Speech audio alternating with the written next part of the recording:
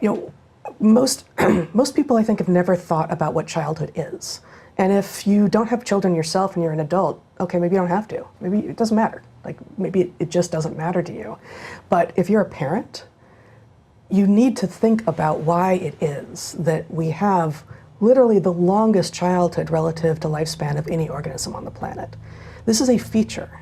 This is a way for us to learn how to become humans. We are not, and this is a point that Bret has made very often, we're not blank slates, but we are the blankest slate of any organisms on the planet. We are more software than hardware.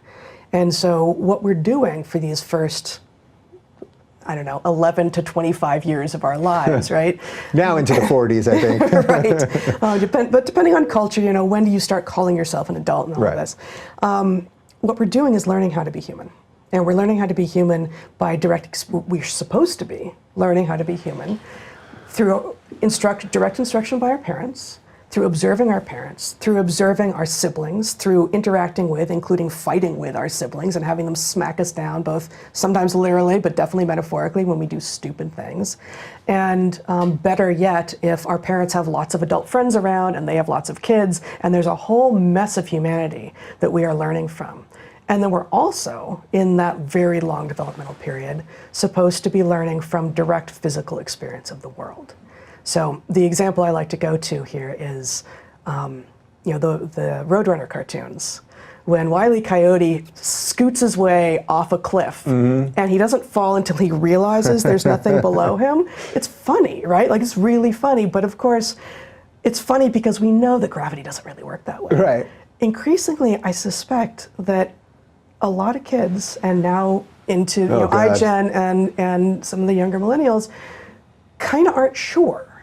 Like, they were protected so much by their helicopter parents, and they were behind screens rather than having real experience. And to the extent that they played sport, it was totally regulated and overseen by adults. And they didn't have any free time to go and get themselves into trouble and maybe even like burn something down or hurt themselves or break an arm or whatever it is and learn from it. That they arrive at the cusp of what should have been adulthood, totally unclear on what that's supposed to mean. Does this absolutely to you, because as I'm hearing you say that this is the bell going off in my head, man, I've been on tour with Peterson for the last 6 weeks.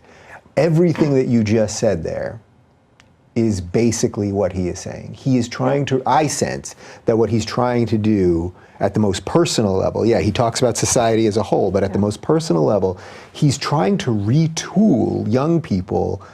It's not even retool. He's trying to give them the tools in the first place that they clearly should have gotten before. Yeah. So that's what's so fascinating to me, because it's like, how did this happen?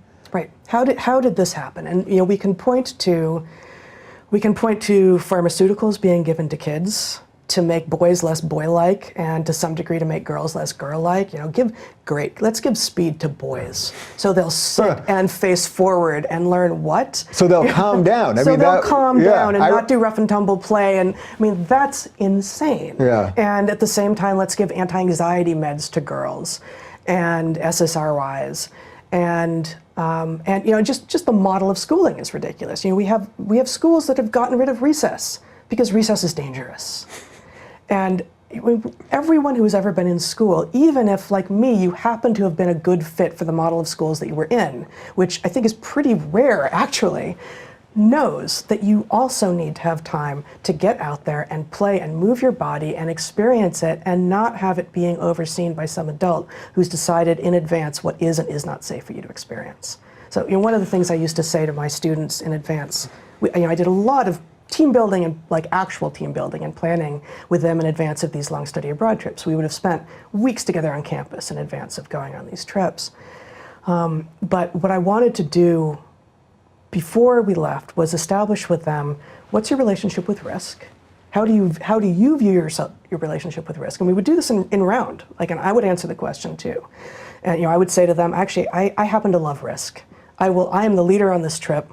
but I will keep all of you safe, but then I'm going to go do things. And, you know, I am going to walk alone in the forest a lot and do things because it happens to be one of the ways that I find my consciousness, that I find my truest self. And I don't expect any of you to do that also, but you need to be comfortable with the fact that your leader is going to be doing that sort of thing. And one of the other things that we would talk about was, you know, what's your relationship with comfort? You're going to be uncomfortable. You're going to have to, you know, just because you can say in advance you're okay with the bugs and the mud and the not having a phone doesn't mean you actually will be when you're faced with it. But maybe most important is we are going to leave ourselves open to serendipity. I cannot tell you everything that we are going to do or learn on this trip. If I could, what would be the point of going? We're going to go, and some interesting things are going to happen. I've had a couple of near-death experiences on these trips. I didn't want them.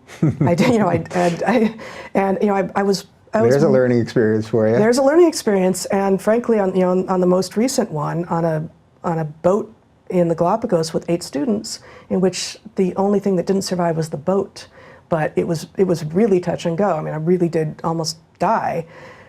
Those 8 students and I are friends for life.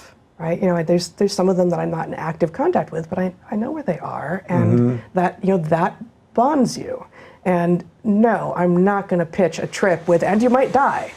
That's not what the goal is, but the idea that it could happen, and you should have the tools on board, the physical tools, the psychological tools, the emotional tools, the intellectual tools, to figure out in real time, as your boat is being flipped by a 15-foot wave, and now you're trapped under it, what do you do? Was that a uniquely Evergreen type of teaching? Was that something that you and Bret really That was a uniquely there? me kind of teaching, and then this last trip, Bret was there with me as well. There was a way in which I think what I said about childhood, which my interest originally in evolution was about the evolution of parental care and territoriality and social systems and sexual selection. And long before I ever had kids myself, long before I wanted kids. But I thought, once Bret and I did have kids, and I'm watching these amazing creatures begin to grow up, okay, let's think then about what is the best way to do this. And we could put them in little boxes and make absolutely sure that they survive till the age of 18. And then we open up the boxes and we let them out, and they have basically no chance of being adults, or even of knowing how to be adults. Mm-hmm.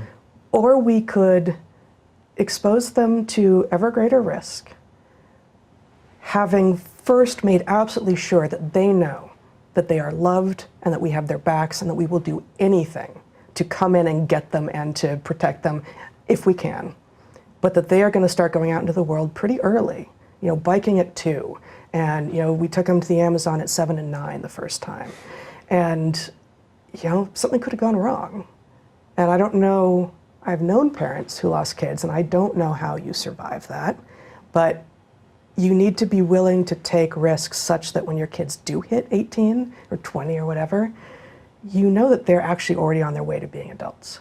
And that is going to require backing off and letting them do some of their learning on their own, and knowing that that's going to result in some harm coming to them. And it's going to be physical harm, it's going to be psychological harm, it's going to be intellectual harm. But frankly, the lack of any kind of harm that a lot of kids are experiencing is part of why they're now saying speech is violence. Yeah. Right? I mean, that's part of how we get there. Is some of this an extension of the success of the West in a way? Because if you take this set of kids, however old they are, let's say we go from, although now there's a lot of studies that are showing that the generation younger than millennials is actually leaning more conservative. But let's say we take 16 to 30 roughly, so Generation Y-ish. That most of their parents were baby boomers who were the most successful, at least financially, generation ever. Most of the baby boomers' parents all went to war and lived through depression and all sorts of stuff. But that because the baby boomers basically were the biggest middle class, and because there was such upward mobility, they had it so well, they kind of got their eye off the ball, started focusing on things that didn't matter as much, protecting kids from things that a kid would have used to have done, and that is sort of what led us here. So it's almost like an economic backing for what ended up happening psychologically. Yeah, I think that's apt. There's so many things feeding into this, and yes, the wealth of America post-World War II and the fact that those are mostly the parents of the generation that seems the most confused, I think definitely there's a causal link there. Yeah, and then you toss in the internet. And you toss in the internet, right? Which, you know, we can't go back, obviously, but we need to understand that it's an evolutionary system and that it's going to run away from us.